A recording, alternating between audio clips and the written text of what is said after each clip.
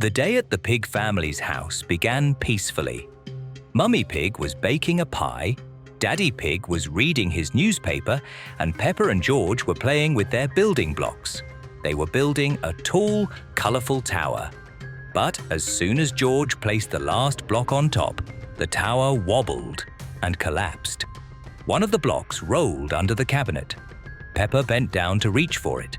It was dark beneath, but she felt something soft, slightly wet. When she pulled her hoof back, a thin, sticky strand clung to her skin. It glistened faintly and moved, stretching like rubber. "Ew, what a weird thing," she said, but the strand had already slipped back into the shadow.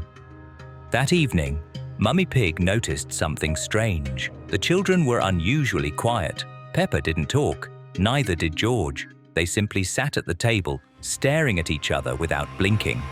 When Mummy brought dinner, they both smiled. Perfectly identical smiles.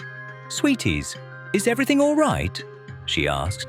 "Yes, Mummy," they answered at the same time, with the same voice. That night, Daddy Pig woke to faint whispering. The voices came from the children's room. He crept to the door and listened. "One," whispered Peppa's voice. "We," replied George. "One. We. One." He pushed the door open. The children were standing in the middle of the room, holding hooves. Between them shimmered a thin, transparent film, like light reflecting on air. "Kids?" They turned to him simultaneously. Their pupils moved in perfect sync. "We're fine, Daddy," they said in unison. He took a step back. The air around them seemed to ripple, as if heated. The next morning, Peppa and George looked tired. They ate slowly, their eyes never leaving each other. When Peppa lifted her spoon, George mirrored her movement, exactly at the same rhythm. Even their breathing matched. Mummy thought they were just overplaying and sent them to rest.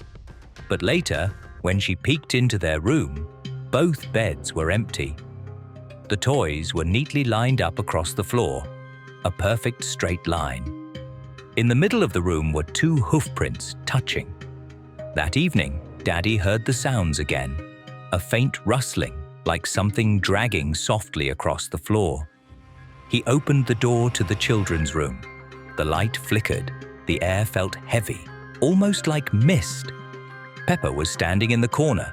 George was beside her. They were still holding hooves, but now their skin seemed fused. Daddy froze. There was no line separating one from the other.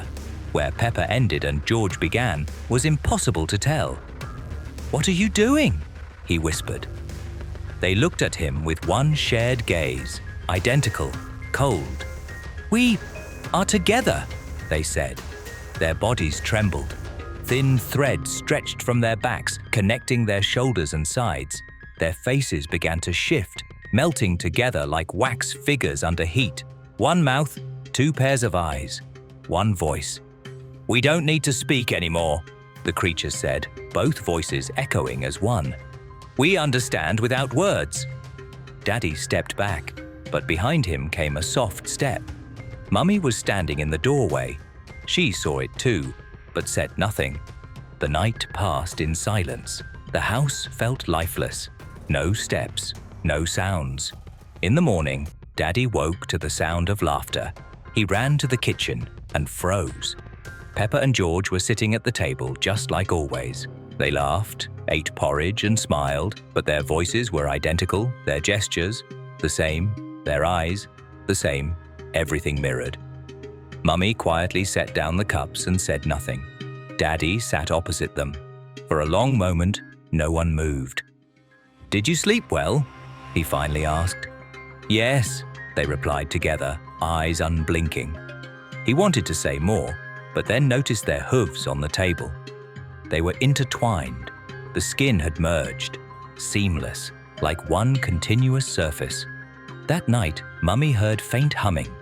She stepped into the hallway and froze. Peppa and George stood in the doorway, their bodies joined into a single tall shape, slowly breathing. Their heads tilted slightly to the same side, The same smile curved across both faces. They whispered, "We are one now."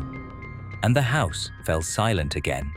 The next morning, the children's room was empty. Only a mirror lay on the floor. In the reflection stood two figures. But when Mummy came closer, she realized it wasn't two, it was one.